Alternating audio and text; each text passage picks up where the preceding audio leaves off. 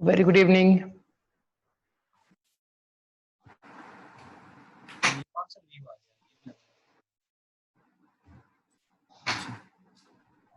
क्या लिखा है? Good evening, sir. Very good evening. Sambakpuri Day.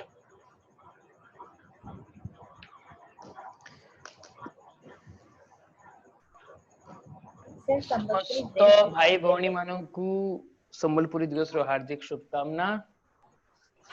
ଆପଣଙ୍କୁ ये Sambalpuri day. Yes, 1st August. It's Sambalpuri Day. लाओ पार्टी दो। पार्टी और तुम कौन कट के भाई मैंने तुम्हें कौन कोरोना होची तो पार्टी मांगू छ? संबलपुरी डे में कट किया क्यों बोल रहे हैं आप? अरे जो मांग रहा पार्टी उसको बोल रहा हूँ। पार्टी मांगने वाला कट किया है। रोजा बोले ना दवा सर संबलपुरी डे दिन मारू। Good evening sir. Good evening Ashish babu. तुम्हें झीओ रो फोटो हटाओ तो लोक माने कंफ्यूज हो जाउछंती। झीओ फोटो रे पिलार कथा आसुची। Okay sir.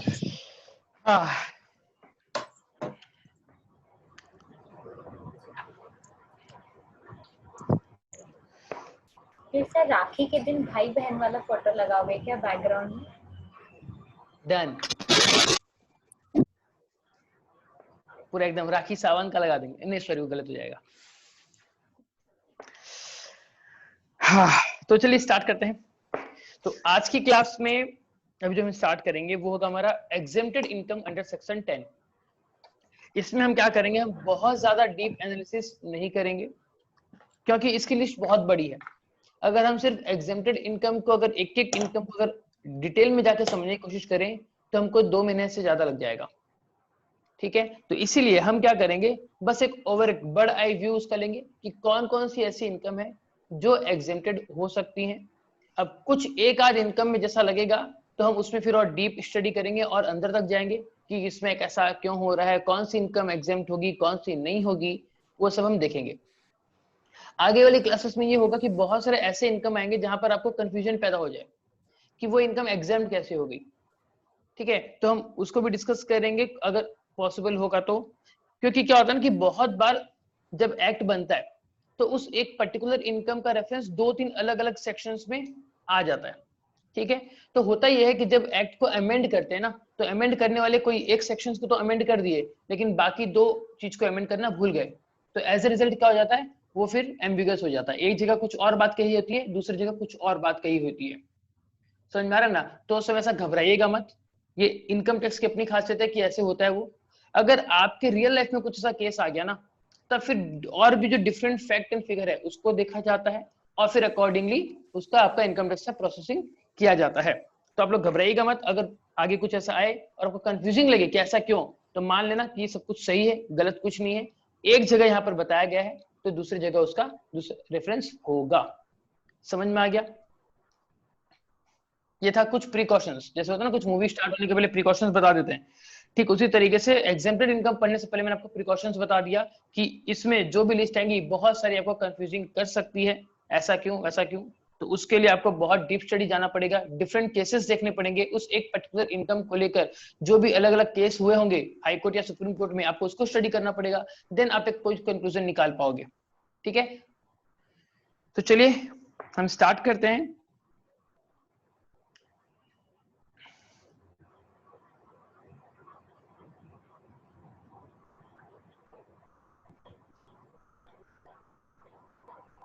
तो ये हमारा income exempt from tax as per section 10। आप लोगों के लिए मैंने ये लिस्ट बना दी है। क्लास के बाद आपके साथ मैं लिस्ट शेयर कर दूंगा। अब एक बार आप एक इसका छोटा सा रिव्यू देखिए कि मैंने इसको जो कंसाइज किया है वो, देन इसका थोड़ा डिटेल स्टडी जो होगा वो आपको दिखा दूंगा मैं। एंड जो हमारा बेयर एक्ट है, ये फाइल मैंने आपको शेयर कर दी थी, आप उसमें अगर देखिएगा आपका पेज नंबर 54 से लेकर अराउंड 110 या 120 तक है, मतलब करीबन 50 से 60 पेज आपका सिर्फ एग्जेम्प्ट इनकम का लिस्ट है। ठीक है, तो हम क्या पढ़ने वाले हैं उसका ओवरलुक कर लीजिए। हम इन सबको डिस्कस करने वाले हैं जो यहाँ पर लिखी गई है, इतनी सारी इनकम्स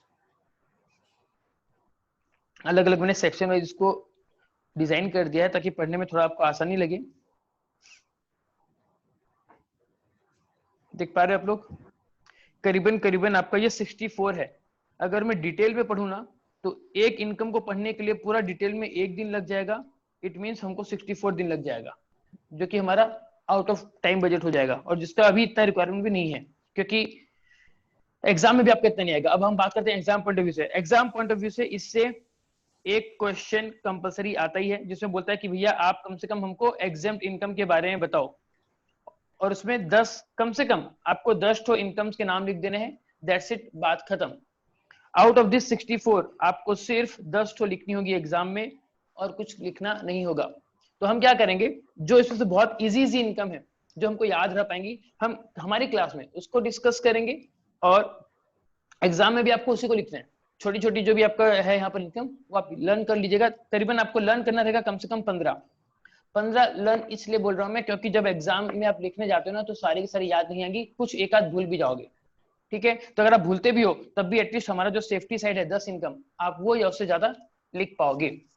ठीक है, इस वाले में मैं आपके जो ज्यादा कुछ अगर डाउट्स हैं उसको मैं एंटरटेन नहीं करूंगा, क्योंकि इसका अपना एक लिमिटेशन है। लिमिटेशन मैंने आपको बता दिया, क्यों? क्योंकि इसमें जो डिस्प्यूट आपका रेज होगा उसके लिए हमको बहुत सारे केसेस रेफर करने पड़ेंगे, जो कि एट दिस मोमेंट हमारे लिए फिजिबल नहीं है। ठीक है, अब अगर आपको कुछ अगर डाउट पूछना है अभी तक का जो मैंने भाषणबाजी किया तो पूछ लो, वरना मैं स्टार्ट करता हूँ। तो इतना सारा याद करना पड़ेगा?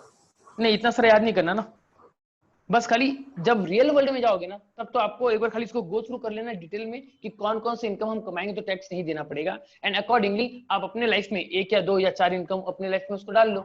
मतलब रियल लाइफ में आप वो इनकम जनरेट करना शुरू कर दो, आपको इनकम भी होगा और टैक्स भी आपको नहीं देना पड़ेगा।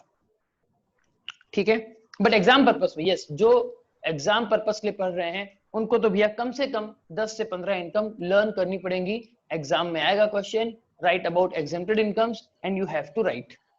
ठीक है, डिस्कशन के दौरान मैं आपको कुछ टिक करा दूंगा जो छोटी छोटी इनकम है, आप जिसको लर्न कर सकते हो। ठीक है, अब देखिए स्टार्ट करें हम। Yes sir.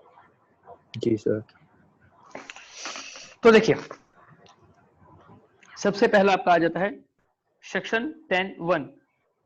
ये कहता है आपका एग्रीकल्चर इनकम। एग्रीकल्चर इनकम को एग्जेम्प्ट किया गया है। क्यों किया गया है? क्योंकि हम पढ़ते आए हैं भारत एक कृषि प्रधान देश है, बचपन से पढ़ते आए हैं। ठीक है, मैक्सिमम लोग जो यहाँ पर हैं जो अपना अर्निंग करते हैं वो लोग कौन है? किसान हैं। और अगर किसान लोगों के ऊपर अगर हम ज्यादा बर्डन डाल दिए तो बेचारे लोग खेती नहीं कर पाएंगे, खेती नहीं कर पाएंगे तो हमको खाना नहीं मिलेगा।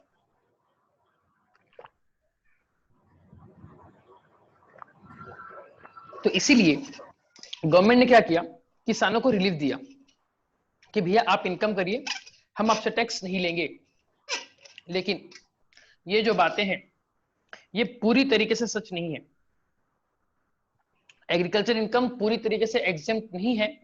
कैसे नहीं है ये हम आगे आने वाली क्लासेस में डिटेल में पढ़ेंगे।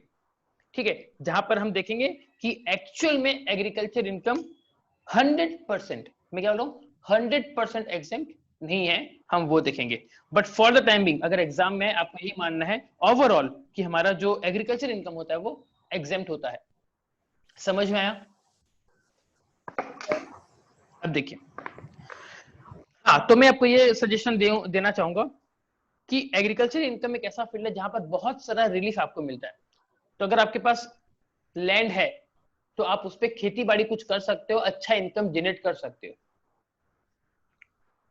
देन दूसरा सेक्शन 10 सबसेक्शन 2 ये कहता है amount received out of family income, HUF। जी हाँ, आपको हमारा प्रीवियस क्लास का इलस्ट्रेशन अगर याद होगा जहां पर लिखा था कि पार्टनरशिप फर्म से एक पार्टनर को इनकम हुई और वो हमने किसी भी केस में टैक्सेबल नहीं की थी। क्या आपको याद आ रहा है? Yes sir, partnership firm. क्यों नहीं किया था? क्यों नहीं किया था, मुझे इसका रीजन बताइए। क्योंकि वो टैक्स कट के ही ऑलरेडी मतलब उनका Exactly. शेयर डिस्ट्रीब्यूट होता है।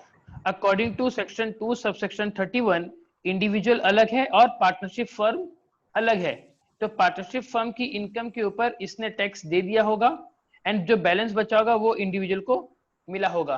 सिमिलरली सेक्शन 2 सबसेक्शन 31 क्या बताता है कि इंडिविजुअल अलग है और एचयूएफ अलग है। तो इट मींस एचयूएफ की जो इनकम होगी उसके ऊपर एचयूएफ टैक्स दे देगा और बैलेंस पार्ट वो क्या करेगा, अपने मेंबर लोग में बांट लेगा। तो इसीलिए अगर किसी इंडिविजुअल को एचयूएफ फर्म से अगर पैसे मिलते हैं, इनकम मिलती है, तो वो इनकम क्या हो जाएगी, एग्जेम्प्ट हो जाएगी। समझ में आ गया? एचयूएफ में जो मेन आदमी होता है उसको कौन, उसे क्या बोलते हैं, कर्ता, और बाकी को बोलते हैं को पार्टनर्स, बाकी लोग को बोलते हैं को पार्टनर्स। ठीक है सर नहीं समझ में आया, मेरा थोड़ा नेट प्रॉब्लम था तो। नहीं समझ में आया, इसमें समझने का कुछ है नहीं। चलो फिर से बता देता हूं मैं।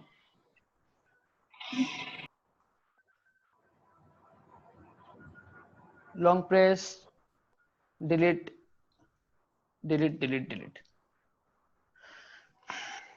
According to section 2 subsection 31 individual एक अलग आदमी है, एचएफ एक अलग पर्सन है, ये भी एक अलग पर्सन है, ये भी एक अलग पर्सन है। ठीक है, एचएफ कैसे बना, बहुत सारे इंडिविजुअल थे एक ही फैमिली के, वे लोग जुड़ गए, क्या बन गए, एचयूएफ बन गए। ठीक है, अब एचयूएफ ने इनकम की और एचयूएफ ने इस इनकम के ऊपर टैक्स का पेमेंट किया।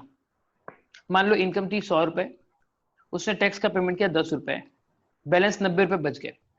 ये बैलेंस 90 रुपए जो एचयूएफ के डिफरेंट डिफरेंट मेंबर हैं, इंडिविजुअल 1, इंडिविजुअल 2, इंडिविजुअल 3, ये जो डिफरेंट डिफरेंट मेंबर हैं उसने आपस में बांट लिया। अगर ये 90 रुपए टैक्स काटने के बाद इनकम बचा, और मान के चल रहा हूं कि अगर सबका बराबर बराबर हिस्सेदारी था, तो इसको मिल गए 30 रुपीज, इसको मिल गए 30, इसको मिल गए 30। ठीक है, तो यहाँ पर जो 90 रुपए आया, कैसे आया, 100 रुपए की इनकम थी, उस इनकम के ऊपर टैक्स कट गया, फिर 90 हुआ, यानी कि इस 90 रुपए के ऊपर ऑलरेडी क्या हो गया है, टैक्स कट चुका है। यानी कि अब ये जो 90 रुपए को अगर आप आगे इनको बांट रहे हो, तो इसके ऊपर दोबारा से टैक्स नहीं लगना चाहिए, नहीं तो क्या हो जाएगा, डबल टैक्सेशन हो जाएगा। तो हेंस ये बोल दिया गया कि अगर किसी इंडिविजुअल को एचयूएफ से कोई शेयर मिले इनकम का, तो वो इनकम क्या हो जाएगा, एग्जेम्प्ट हो जाएगा। आई होप अभी आपको बात समझ में आई होगी। Yes sir. ओके, तो ये बात बोल रहा है कौन, सेक्शन 10 सबसेक्शन 2 की अमाउंट रिसीव होता है आउट ऑफ फैमिली इनकम, मतलब एचयूएफ बिजनेस से अगर इनकम होता है तो भैया आपको क्या हो जाएगा, बताओ ना, एग्जेम्प्ट हो जाएगा। ठीक है, अब सर ये पढ़ के कुछ खास हमको फर्क नहीं पड़ा, कुछ फायदा नहीं दिया, आप कुछ फायदे वाली बात बताओ तो हम जाने।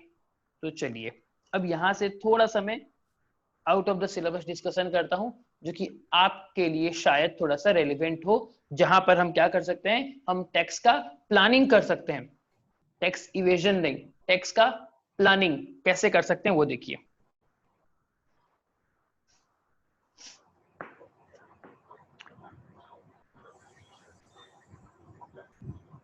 मिस्टर सुमित, मिसेस सुमित, ठीक है। अब मान लो हमारा बिजनेस है ट्रेडिंग का, ठीक है, और उस ट्रेडिंग से मैं कमाता हूं 7.5 लाख रुपए। ठीक है, 7.5 लाख रुपए मैंने कमाया, तो मुझे बताइए मेरा टैक्स कितना बनेगा। मैं इंडिविजुअल हूं, एज 28, तो बताइए टैक्स कितना बनेगा। ये कौन सा कैटेगरी में आ गया, 5 लाख से 10 लाख वाले कैटेगरी में आ गया ना। तो टैक्स का फॉर्मूला क्या हो जाएगा, 12,500 प्लस 7.5 लाख माइनस 5 लाख और इस इनकम का 20%, ये कितना हो जाएगा, 12,500 प्लस ये कितना हो गया, 2.5 लाख, 2.5 लाख का 20% कितना हो गया, 50,000, यानी कि 62,500। ठीक है, अब रिबेट तो मेरे को मिलेगा नहीं क्योंकि मेरी इनकम 5 लाख से ज्यादा है। इसके ऊपर प्लस कर देंगे 4% हेल्थ एजुकेशन सेस, तो 625 का 4 2400 और एक 2500 रुपए होगा। प्लीज कैलकुलेट करो तो। हाँ सर, मतलब मेरा कैलकुलेटर काम कर रहा है, ठीक है, तो ये हो जाएगा 65,000। तो देखिए अभी तक मैं सिर्फ एक आम इंसान हूं, उम्र 28 वर्ष, धंधा करता हूं सामान बेचने का, खरीदने का, पैसे कमाता हूं, प्रॉफिट सारा सब कुछ काटने के बाद 7.5 लाख रुपए, और टैक्स कितना देता हूं? 65,000 रुपए। समझ में आ गया? अब जब मैंने इनकम टैक्स पढ़ा, मुझे पता चला कि भैया एक इंडिविजुअल को 2.5 लाख रुपए तक का इनकम क्या है? माफ है, मतलब उसका एग्जेम्पशन लिमिट है 2.5 लाख रुपए। अगर आपकी इनकम हो तो आपको टैक्स नहीं देना पड़ेगा। क्या आपको बात समझ में आई? तो अब देखो, फिर मैंने क्या किया, मैंने मिसेस सुमित के नाम पे इसी बिजनेस का कुछ हिस्सा ट्रांसफर कर दिया। मतलब कैसे किया ट्रांसफर?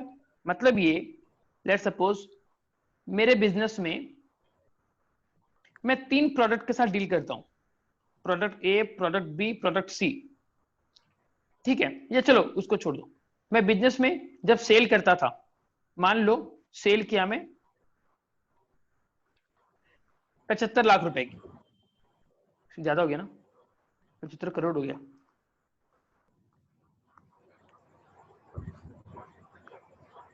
प्लीज ध्यान से समझना। मान लीजिए मैं सेल्स किया 75 लाख रुपए की और मेरा प्रॉफिट कितना हुआ? 7.5 लाख रुपया, मतलब 10% मेरा मार्जिन है, ठीक है? अब मैंने क्या किया, मैंने इस 75 लाख को काट के मैंने इसको क्या कर दिया, मैंने मेरे अपने बिजनेस में दिखाया 50 लाख रुपए का सेल और बीवी के नाम पे दिखाया 25 लाख रुपए का सेल। तो मेरी इनकम कितनी हो गई अब इसका 10% के हिसाब से? 5 लाख। बीवी की कितनी हो गई? 2.5 लाख, ठीक है? अब 5 लाख के ऊपर मेरा टैक्स कितना बनेगा? 12,500 प्लस 4%, मतलब कितना हो जाएगा? 125 इंटू 4, 500 रुपए। तो मुझे टैक्स कितना देना पड़ रहा है? 13,000। बीवी कितना देगी? 0। तो देखिए कल तक मैं टैक्स कितना देता था?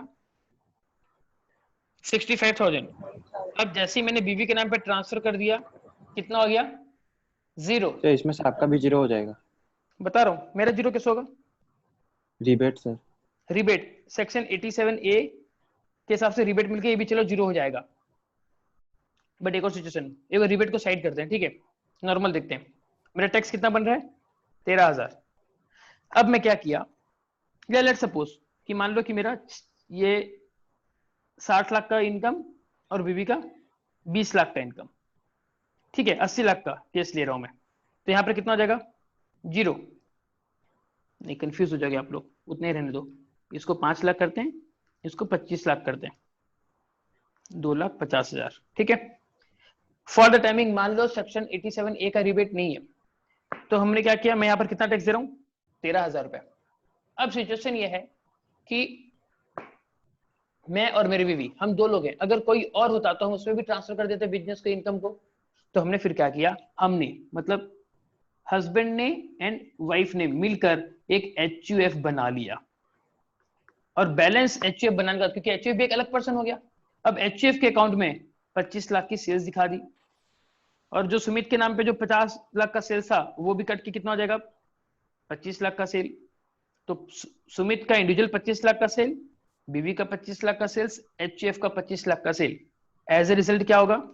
सुमित ने कमाया 2.5 लाख रुपए, सुमित की वाइफ ने कमाया 2.5 लाख रुपए, और HUF ने कमाया 2.5 लाख रुपए। टैक्स कितना देंगे? जब तक रहेगा समोसे में आलू। डन। तो भैया हमने क्या किया, हमने यहाँ पर इनकम टैक्स को जाना और उसके प्रोविजंस को समझते हुए क्या कर लिया, इस तरीके से कुछ बिजनेस को अरेंज किया, ट्रांजेक्शन्स को, कि टैक्स अब कुछ नहीं देना पड़ा। तो देखिए थोड़ी सी मेहनत करके हमने कितना रुपया बचा लिया? 65,000। और कुछ ऐसा कर कमाल कर लिया, कमाल हमने इनकम टैक्स पढ़ के। समझ में आया? किस किस को समझ में आया प्लीज बताइए। सब मुझे। तुमको तो आएगा ही आएगा यार, तुम तो पैदाइशी नहीं आदमी हो। आ गया सर। आ गया ना? तुम्हारा सोच लो कहाँ सेटिंग करोगे तुम। लेकिन सर ऐसे गवर्नमेंट को पता चल जाएगा तो फ्रॉड कर रहे हैं बोल के फिर ले जाएंगे। मेरा भाई फ्रॉड कर रहे तो कितना रुपए का फ्रॉड करोगे? खाली 2.5 लाख रुपए का? तो उससे बेसी तो कर नहीं पाओगे। इतना फर्क भी नहीं पड़े। हाँ, कि गवर्नमेंट को पता अगर मान लो कि 2.5 लाख के ऊपर इनकम कितना बन रहा है? 0। वो तो ऐसे ही माफ कर रहा था। हाँ चलो ओवरऑल यहाँ पर इस आदमी को तो फर्क पड़ रहा है, पहले 65,000 गवर्नमेंट को मिलता, अब अलग से मिलेगा, लेकिन यहाँ पर क्या हो रहा है, 3 अलग अलग पर्सन बन गए ना, अब 3 अलग अलग पर्सन का आपको इनकम टैक्स का रिटर्न फाइल करना पड़ेगा। इनकम टैक्स रिटर्न फाइल करने से याद आया कि अगर आपको इनकम टैक्स रिटर्न फाइल करवाना है तो आज ही संपर्क करें true and fair accounting solution. हाँ धंधे की बात थी, अब आगे इधर आ जाओ। हाँ तो हम बात कर रहे थे क्या, यस इनकम टैक्स रिटर्न आपको फाइल करना पड़ेगा, कंप्लायंस बढ़ा, फिर इन तीनों बिजनेस का अकाउंट्स मेंटेन करना पड़ेगा, कंप्लायंस बढ़ा, 3 तो फाइल मेंटेन करनी पड़ेगी, कंप्लायंस बढ़ा, फिर कब मेरी सेल्स इसमें 25 लाख दिखाऊं, दूसरे बिजनेस में 25 लाख दिखाऊं, ये थोड़ा दिखाने वाला काम ना, अगर थोड़ा सा माइंड डिस्टर्ब हुआ भूल जाओगे, एक ही बिजनेस में ज्यादा सेल्स हो जाएगी, टैक्स देना पड़ जाएगा, तो बहुत सारा आपका कंप्लायंसेस बढ़ जाता है, ठीक है ना। तो इतना ईजी नहीं है, आपको मेहनत ज्यादा करनी पड़ेगी। और ये थोड़ा सा स्कोप मिल रहा है, इनकम टैक्स आपको एक ऑफर दे रहा है, आप कर सकते हो। तो जिसने इस चीज को जान लिया उसने अपना पैसा बचा लिया। तो देखो मेरा यहाँ पर बताने का मकसद ये था कि अगर इनकम टैक्स का जो अभी आपके साथ में डिस्कस किया, अगर ये नॉलेज आम आदमी को अगर नहीं होता तो आम आदमी कितना पे करता, 65,000 रुपए, 65,000 वो पे करता, जस्ट बिकॉज थोड़ा सा यहाँ पर इसने नॉलेज उसका ले लिया, अब वो टैक्स कितना पे करेगा, 0, साल का 65,000 रुपए बचा लिया वो। और यही 65,000 अगर वो जमा करे अपने पब्लिक प्रोविडेंट फंड अकाउंट में हर साल, तो भैया जब उसका रिटायरमेंट होगा ना, तब ये बंदा करोड़पति रहेगा। मतलब पैसा को थोड़ा सा मैनेज करना सीखो यार, प्लानिंग करो पैसे का, लोग इसीलिए फेल हो जा रहे हैं। समझ में आया आपको?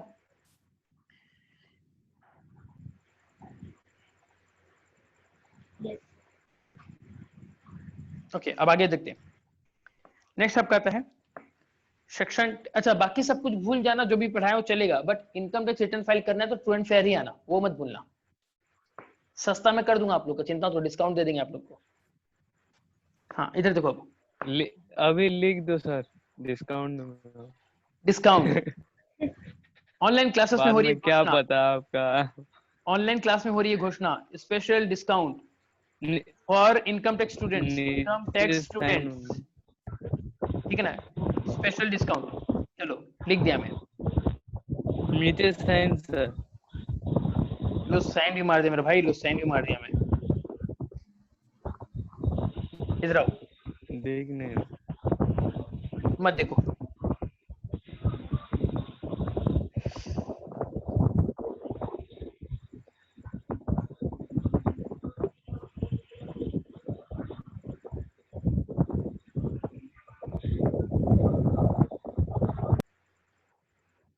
ओके अब आगे देखिए।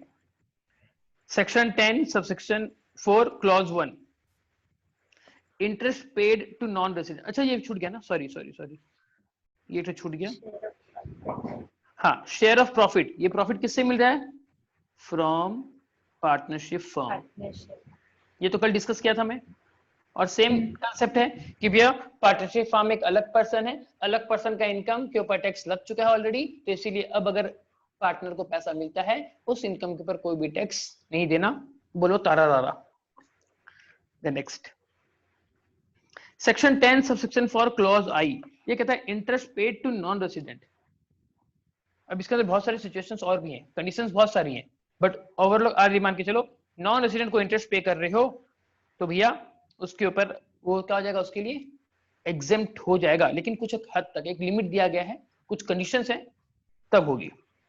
Then next section 10 subsection 4 clause 2, interest to non resident on NRE account. NRE मतलब होता है आपका नॉन रेसिडेंट एक्सटर्नल अकाउंट, ठीक है। ये क्या होता है, ये लोग ना बैंक में जैसे अपना सेविंग्स बैंक अकाउंट होता है ना, वैसे ये लोग का एक एनआरई अकाउंट होता है। मतलब मान लो कि अगर आप बाहर यूएस में जाके काम कर रहे हो, ठीक है, और फिर आप क्या करोगे, आप कुछ दिन बाद नॉन रेसिडेंट बन जाओगे, उसके बाद अब आपको इंडिया में पैसे भेजने रहेंगे अपने माँ बाप को, तो आप क्या करते हो, आप इंडिया में जब आते हो ना, आप अपना एक स्पेशल एक अकाउंट खुला लेते हो, NRE account, non resident external account, और आप उसमें फिर पैसे भेजते हो। तो एक प्रकार से क्या है ना, ये पैसा सरकार मतलब बैंक के पास एक्स्ट्रा पड़ा रह जा रहा है, मतलब इस अकाउंट में, इस अकाउंट का बेनिफिट बहुत होता है, क्योंकि भैया फॉरेनर अगर पैसा भेजता है, ज्यादा पैसा भेजता है, तो इसको ऐसा रिलीफ दिया गया है कि इस अकाउंट में अगर कुछ भी अगर इंटरेस्ट दे रहे हो तो वो एग्जाम्प्ट हो जाएगा, लेकिन कितने एग्जाम्प्ट हो जाएगा वो और आपको इस सेक्शन में अगर डिटेल में पढ़ोगे तो पता चलेगा। मैं वो सब चीज डिटेल में डिस्कस नहीं करने वाला, ठीक है। देन उसके बाद सेक्शन 10 4B ये क्या बोल रहा है, interest paid to a person of Indian origin and who is a non resident. ठीक है, अगर एक इंडियन ओरिजिन वाले को इंटरेस्ट का पेमेंट हो रहा है और अगर वो नॉन रेसिडेंट है तो वो भी उसका exempt income subject to some conditions. यहाँ पर जितने भी आप पढ़ रहे हो वो सब में कुछ ना कुछ कंडीशंस हैं, सारी की सारी ब्लाइंडली मत मान लेना कि ऐसी फोकट में उतना माफ हो जाएगा, लॉस हो जाएगा नहीं तो गवर्नमेंट। ऑब्वियसली आपको इस सेक्शन में फिर और कंडीशन दिया गया है, अगर उसको फुलफिल करोगे तो ही उतना माफी होगा। अब देखिए next section 10 sub section 5 leave travel concession और असिस्टेंस, ये सैलरी चैप्टर से रिलेट करता है। ठीक है, अगर एक एम्प्लॉय कहीं घूमने जाता है, उसको अगर पैसे मिलते हैं घूमने के लिए तो अप टू सर्टेन लिमिट्स उसको वो पैसा माफ हो जाता है। इसको डिटेल में पढ़ेंगे कब, जब हम सैलरी चैप्टर पढ़ेंगे तब हम इसको कवर करेंगे, अभी इसलिए इसको मैं कवर नहीं कर रहा। बहुत सारी इनकम में भी हम देखेंगे कि हमारे जो पांचों हेड है, पांचों हेड की बहुत सारी इनकम यहाँ पर कवर होगी, तो उनको मैं यहाँ पर इसलिए डिस्कस नहीं कर रहा हूँ क्योंकि हम उनको उनके रेस्पेक्टिव चैप्टर में डिटेल में पढ़ेंगे। जब बात हुई है पांचों इनकम की तो मुझे बताइए सेक्शन 14 की तरफ से 5 हेड ऑफ इनकम कौन कौन से हैं? Salary, house property, house house property, property, EGBP, capital gain, कैल अदर सोर्सेज। Other source. ठीक है, मुझे बताओ ये पांचों इनकम को अगर मैं जोड़ दूं, टोटल कर दूं तो मुझे क्या मिलेगा? Gross total income. Gross total section बताओ तो, सेक्शन 80B सबसेक्शन 5 5 और इनके पांचों के टोटल से अगर मैं माइनस कर दूं डिडक्शन को तो मुझे क्या मिलेगा फिर net? Total income. Total income. And ये टोटल इनकम टैक्सेबल होगी एनआर के लिए अलग, आरओआर के लिए अलग और आरएनओआर के लिए अलग। जब एक टर्म निकल गया आरओआर एनओआर ये सब मतलब रेसिडेंट नॉन रेसिडेंट, तो रेसिडेंट नॉन रेसिडेंट के साथ कौन सा सेक्शन डील करता है? सेक्शन 6 सबसेक्शन 1 सेक्शन 1 ये बात करता है रेसिडेंट के लिए, और सेक्शन 6 सबसेक्शन 6 किसके लिए बात करता है? आरओआर के लिए। ठीक है ना? ओके चलिए अब आगे देखिए सेक्शन 10 सबसेक्शन 6 ये क्या बोल रहा है? रेम्यूनरेशन और salary received by an individual who is not a citizen of India, India का सिटीजन नहीं है लेकिन उसको अगर सैलरी मिल रही है तो वो एग्जेम्प्ट होगी। देखो कल तक तो हम पढ़ते भी टैक्सेबल होगी, आज पढ़ रहे एग्जेम्प्ट होगी। डिस्प्यूट हुआ कुछ? कल जब हम पढ़ रहे थे ना कि अगर इंडिया में अराइज हुई, इंडिया में सैलरी मिली, उसको टैक्सेबल कर देंगे, बट अभी यहाँ पर बोल रहे हो तो एग्जेम्प्ट हो जाएगी। तो भैया उसकी सर्टेन कंडीशंस हैं, उन कंडीशंस को फुलफिल करोगे तो कुछ पार्ट आपका एग्जेम्प्ट होगा, बाकी पार्ट टैक्सेबल रहेगा।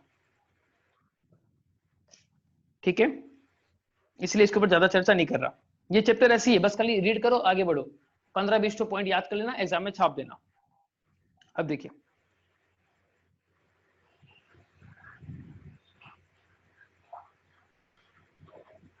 ये देखो सेक्शन 10(7) ये आप याद कर सकते हो, ये अच्छा है। ये है आपका परक्विजिट्स और allowances paid by government to its employees serving outside India. भी इंडिया का कोई एक एम्प्लॉय है जो भारत सरकार के तरफ से क्या कर रहा है, बाहर जाके काम कर रहा है, तो भारत सरकार उसको एक्स्ट्रा कुछ बेनिफिट देती है, उसको रहने के लिए घर देती है, उसका घर साफ सफाई करने के लिए मेड देती है, उसका खाने पीने का बंदोबस्त करके देती है, उसको वहां घूमने फिरने के लिए कार जुगाड़ करके देती है। तो भारत सरकार ये सब जो दे रही है अपने एम्प्लॉय को, तो वो सारा का सारा क्या हो जाएगा, उसके लिए एग्जेम्प्ट हो जाएगा। समझ में आ गया? जो कुछ सोच कर देखो एक बार आप, ये चीज इसलिए दिया क्योंकि अगर इसको टैक्सेबल कर देता तो भैया बाहर अगर वो फॉरेन में गया तो फॉरेन तो सब कुछ महंगा रहेगा मैक्सिमम केसेस में। ठीक है, तो मान लो जो टैक्सी भाड़ा यहाँ पर अगर 1000 रुपए में इंडिया में हो जाता, वो चीज बाहर में अगर 10,000 में हो रहा है, तो इंडिया गवर्नमेंट उसको सैलरी कितना देती है एक्स्ट्रा? 10,000। मतलब उसका इनकम ज्यादा हो जा रहा है ना, जबकि वो पैसा वो तो इधर से गवर्नमेंट से लिया, इधर टैक्सी वाले को दे दिया, उसको आने जाने कुछ नहीं है। लेकिन अगर उसको उसके इनकम में ऐड कर दिया जाए तो भैया उसका इनकम का स्लैब रेट बढ़ जाएगा, उसको टैक्स ज्यादा देना पड़ जाएगा। तो ये बात जब उसने बताई एम्प्लॉय ने कि भैया ऐसे नहीं होगा यार, आप तो मेरे ऊपर अननेसेसरी बर्डन डाल रहे हो, मेरे को काम नहीं करना, भाड़ में गया तुम, भाड़ में गया तुम्हारी नौकरी। समझ में आ रहा है आपको? तो इसीलिए सरकार ने जब इस चीज को देखा, उनको ये चीज रीजनेबल लगी, तो उन्होंने इसको फिर अपडेट कर दिया कि चलो अगर हम आपको कुछ परक्विजिट्स देंगे, कुछ अलाउंसेस देंगे, बाहर जाके अगर आप काम कर रहे हो उस चीज के लिए, तो भैया उसको माफ कर देंगे, उसके ऊपर आपको कोई टैक्स नहीं देना। समझ में आ गया? Then next section 10 subsection 8 employees of foreign countries working in India under cooperative technical assistance program. ठीक है, अब ये क्या है देखो, अब इंडिया, हम ये बोल सकते हैं इंडिया टेक्नोलॉजी के मामले में इतना ज्यादा एडवांस नहीं है, तो इंडिया क्या करता है, इंडिया बाहर की कंट्री के साथ टाइप करता है, एग्रीमेंट करता है और बोलता है कि आप अपने जो आईटी वाले बंदे हैं आप उनको हमारे यहाँ इंडिया भेजो। वो लोग इंडिया में आके यहाँ के हमारे लोकल जो आईटी वाले लोग हैं उनके साथ मिलेंगे, कोलैबोरेट करेंगे और वो लोग आपस में मिलकर क्या करेंगे, रिसर्च करेंगे। तो प्रोग्राम का नाम उन्होंने क्या दिया गवर्नमेंट ने, कोऑपरेटिव टेक्निकल असिस्टेंस प्रोग्राम। तो फॉरेनर लोग आके जो आईटी एक्सपर्ट होते हैं वो यहाँ पर आके क्या करते हैं, कुछ रिसर्च करते हैं और यहाँ के लोगों को हेल्प करते हैं। तो जब यहाँ पर अगर वो लोग काम कर रहे हैं तो उनको सैलरी भी मिलेगी। That is employees of foreign countries, foreign countries के एम्प्लॉय हैं, इंडिया में क्या कर रहे हैं, काम कर रहे हैं, और अगर उनको अगर पैसे मिला, लेकिन वो पैसा किस स्कीम में है, कोऑपरेटिव टेक्निकल असिस्टेंस प्रोग्राम के तहत है, तो भैया हम उन एम्प्लॉय की जो पैसा उनको मिल रहा है उसके ऊपर टैक्स नहीं लगाएंगे, क्योंकि इसमें फायदा किसका है, हमारा भारत गवर्नमेंट, इंडियन गवर्नमेंट का इसमें बेनिफिट है, तो इंडियन गवर्नमेंट इसको क्या करती है, उन लोगों को बेनिफिट पास ऑन करती है। डन। देन नेक्स्ट ये लर्न कर लेना, section 8A 8B, income of a consultant and income of employees of a consultant, ये दोनों भी एग्जाम्प्ट होंगी। अब ये कंसल्टेंट मतलब क्या, इसके एम्प्लॉइज ऑफ कंसल्टेंट मतलब क्या, कौन से बिजनेस का कंसल्टेंट, ये सब डिटेल में पढ़ने के लिए मैंने आपको सेक्शन का रेफरेंस दे दिया है, सेक्शन 10 सबसेक्शन 8 है, आप वहां से डायरेक्टली पढ़ सकते हो। साथ ही साथ मैं आपको बेयर एक्ट भी दिया था, पीडीएफ शेयर किया था, आप उसमें भी जाके उसको देख सकते हो। देन नेक्स्ट सेक्शन 10 सबसेक्शन 9, ये क्या है, income of any member of the family